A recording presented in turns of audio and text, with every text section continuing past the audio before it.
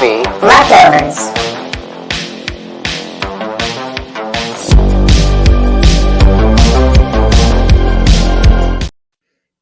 There we are. What's up, man? What's going on, dude? The usual stuff. Life on life's terms, man. How are you? Same. Yeah. Getting over a cold. Good. Yeah. Getting ready for Easter. Got family stuff going on. Oh, Easter. nice. So, yeah. You got big plans or just hard chilling? Oh, we're gonna hang out with my sister's in-laws. Nice. Yeah. Incredibly. Mm-hmm. Well, welcome back if you're joining us live on one of the few places we stream live. This is Movie Leftovers, and we're talking about the Newsboys Down Under the Big Top, which I'm not sure Christian alternative rock band. There really isn't another title. I would say they're more of a pop band. Yeah, pop rock. More than like pop. Yeah, some rock influenced. This goes way, way, way back though. So if you're a child of the 80s, 90s, and you were a youth group kid, 2000s. you're gonna recognize this group. Now, until last week, I had absolutely no idea. I forgot all about the Newsboys, but I had no idea that they even made a movie. And there's very little on this movie. So talk us through this a little bit. Yeah, so this is a movie I actually had in my collection, VHS collection, back in the day. Background is you and I used to go to a youth group together. Mm-hmm. So I had this back in the day. I remember at the time thinking it was the weirdest, dumbest movie. Still think that. Yeah. It's just, not much has changed, turns out. not much has changed. Yeah. The funny thing is like there is nothing to this movie. And I don't mean just the film itself. I mean no history, no nothing. This movie came out right around the time they released Newsboys released their, I think it's a third album, Take Me to Your Leader. Which that album has a space theme. So they naturally married that to a circus movie. A circus movie. And I think what's also super interesting is that there's only one way to watch this movie that I'm aware of, which is probably how you and I did it on YouTube. Uh-huh. And it was clear that somebody actually uploaded this from a screen grab off of VHS. A CRT TV playing a VHS tape because it has the like burn marks in the bottom and the wobbles and stuff. Yeah. So this was like, this is a deep cut. This is the deepest cut, I think. Oh, yeah. Trying to find this thing. Yeah. Yeah, and it has been on YouTube for years. Right. Nobody's even tried to take it down. It's just there. Yeah. It's wild. And it's not even like their label, which I think still exists. Yeah. It's not even like they put it out on YouTube. It's just some random dude. Well, and I wonder, like, if you think about the philosophy of the takedown and the fact that the Newsboys obviously have a message and a gospel to share with other people, so to speak, like that's their thing, that they'd probably be like, screw it, just keep it up because more people will see it. I mean, but even then, like, this is one of those rare. Do you think Christian there's royalties involved in this? Like, maybe. I mean, maybe. Yeah. I mean, there's ad revenue from YouTube, so I mean, sure. Someone's making 13 cents a month. Yeah, exactly, exactly. And the label wants that money. Yeah. I will say for a Christian film, it's interesting that there's not really. I didn't think it was that super preachy. Right. It was more like an after-school special, like, "Hey, we have to save the rec center," kind of storyline. Exactly. Yeah. My observations. It was kind of freeform thought. Yeah, I'll just read them to you. Anytime there's a tambourine player on stage, I'm in. Right. That was my first thought. And also, I like a good family circus story with a Christian alternative rock band interwoven with clowns, debt collectors, an uncle on a deathbed, and a heartfelt message as much as the next guy. But I don't think there was a reason for this film. Contemporary Clowning is a book I think we both need. That was showcased in this film. Along with the 8 essentials for the circus. That's right. And finally, would this movie have been better if it were produced by Slipknot or maybe Weird Al Yankovic? I think either way, it would have been a better movie. So I would argue, and we've done UHF on this pod. We have done UHF. I would argue this took the UHF template, because I think so. What they did was they saw UHF and they said, okay, we're going to do a very thin plot to just give us an excuse to do random sketches. Yeah. And that's what they did. Yeah. I don't know. It was really unexpected. I kind of thought somewhere in there would be like some sort of, Phoenix story, right? Someone's rising from the ashes, or there wasn't a lot of anything in here. There was a really thin through line. I wouldn't even call it a plot line. It was just kind of, but every scene jumped around like it was the first scene they shot, and they weren't sure if they were going to like cut it or keep it. And it just felt super disheveled in that respect. So, and then the weird part too, not to like, no one's going to go watch this. I'll just spoil it. But like, there's parts in here where they cut in the director talking to a camera, and they cut in different artists and stuff, speaking very ethereal, like conversations that might or might not be related to the film that you're watching, like, or the people that are in it. To like the documentary of this movie. And none of it connects. No, like none of it connects. And so I don't know. It was just the whole thing felt like an inside joke. It did feel like a giant inside joke. Yeah. So I did find the IMDb page because I couldn't find even a Rotten Tomatoes page. Perfect. This was written and directed by Steven Taylor. Steven Taylor is a Christian artist, lead singer of Aerosmith. Oh, that's Steven Tyler. I'm sorry. Yeah, that's Steven Tyler. This is Steven Taylor. And Steven Taylor is behind a lot of big Christian groups from the 90s and early 2000s. Even Sixpence None the Richer. Chevelle, some of those. So he's kind of a big behind the scenes guy. But he did this and apparently has a very weird sense of humor. On top of that, there is one review. Oh, perfect. One user review, the featured one. 10 out of 10. 10 out of 10. Brilliant. Literally my favorite movie since I was a kid. Dude. And I love that there's 2 thumbs down on that. People read this and were like, nope. This has got to be a joke, though.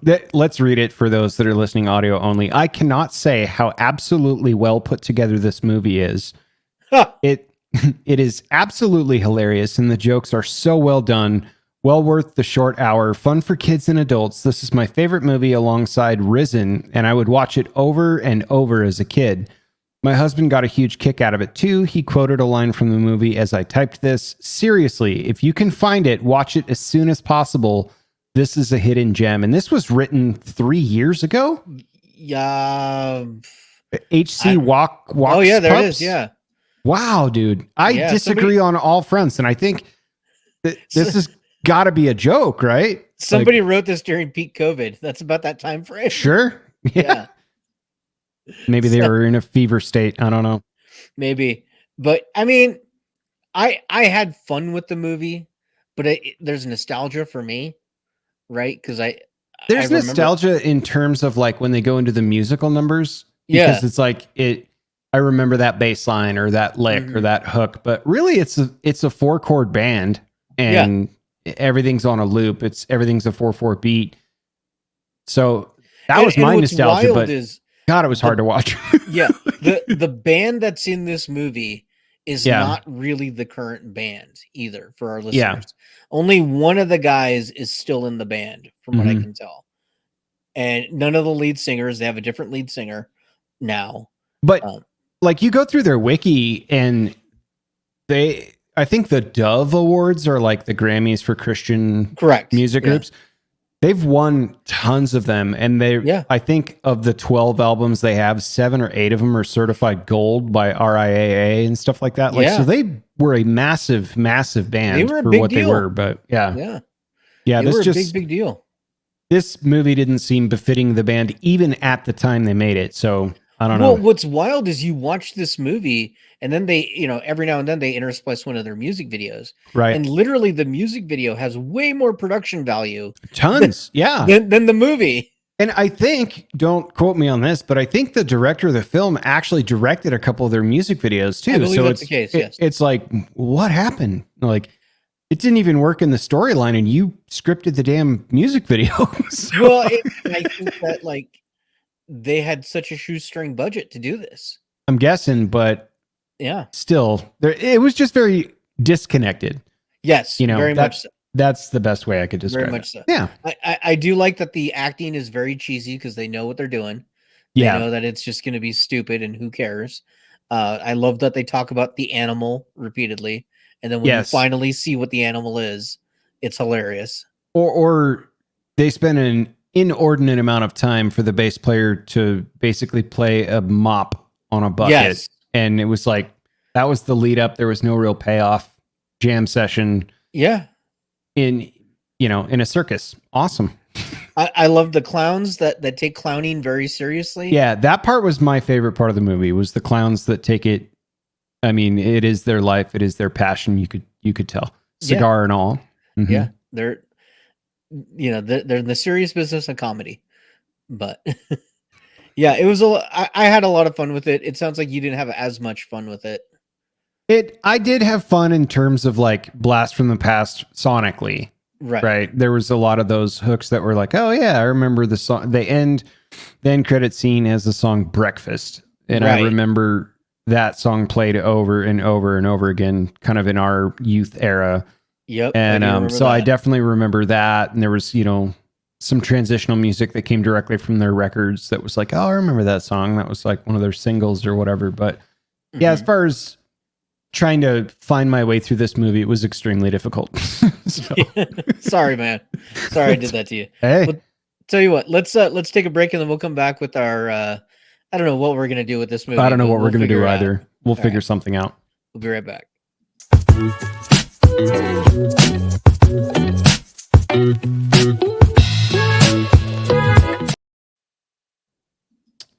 Welcome back. It's Angel and Dan. It's Movie Leftovers. It's Newsboys Down Under the Big Top. Did you say Snooze Boys?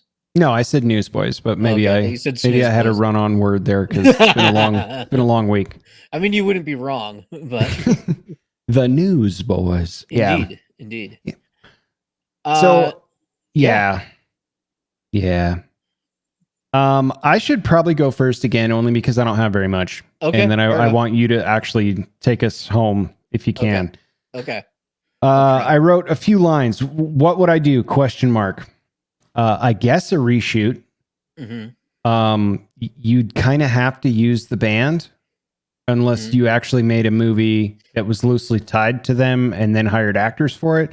Okay. So I said, okay, maybe remove the thin storyline and just have them play at a carnival themed concert. And I don't know, shoot a documentary about the band. That's what I would do with this. I would actually make a documentary about the band. And there's a lot to talk about. Like, they've had, I think, 9 members come and go. You could talk about John James departing the band to teach ministry, which turns out in 2007, he actually did a interview that said, no, that's not why I left. It's because I went into drug rehab and I just lied about it. Right. That's a major turning point for the band. Or you could cover Michael Tate's joining the band, which was probably big for people that are into this genre of music. Michael Tate was the lead singer of DC Talk. Yes, he was one of them. Yeah. And that was a very popular band. Right. I think he was the singer for those guys. Yeah, totally. And they toured together and stuff. And so there's a big, world turning upside down and right side up and stuff between pretty much 2006 and 2011. There was a lot happening with this band. And I think that would have been probably the period of time I would have taken to reshoot as a documentary. I think the problem with it is that none of the original members, except for one, to your earlier point, are still in the band. So it'd be very difficult to, all things considered, to drag them all together again to go through it. But I do think you could kind of round robin interview people band members about that point in time. Yeah. And that's probably where I would drive the storyline. I would probably jump right in the middle of them playing a show at a concert, that they set up that was carnival themed, so you could keep the Down Under the Big Top type of motif, but it would really just be a story about the band why they are doing what they're doing, where they're from, all that stuff. Because this is an Australian band, at least that's where it started. Right. They're in, I think it said Nashville at this point. So I think since there's no really original members, it's now based out of Nashville. There's rich points to build a story around chronicling the band in the height of their success, which happens admittedly a couple of years after this movie they made came out and stuff. But other than that, I really didn't have very many ideas because there's not a lot to draw on unless I were to create something where I had actors play into it and then build a storyline around that. So for me, it sounds kind of basic and, it's a little Ugg boots of me, so to speak. But I would do a band doc, and I would probably try to get an hour to 90 minutes worth of material, and I would probably spend a lot of time going through the changes and the heights and the lows and all that stuff. So that's what I would do. So I have a couple different ideas for this. Sure. Yep. So if I had to use the Newsboys, if I had to do a direct sequel to this, all right, here's what I would do. I would bring back John, the main character in this movie. I know he's not in the band anymore, but I would bring him back.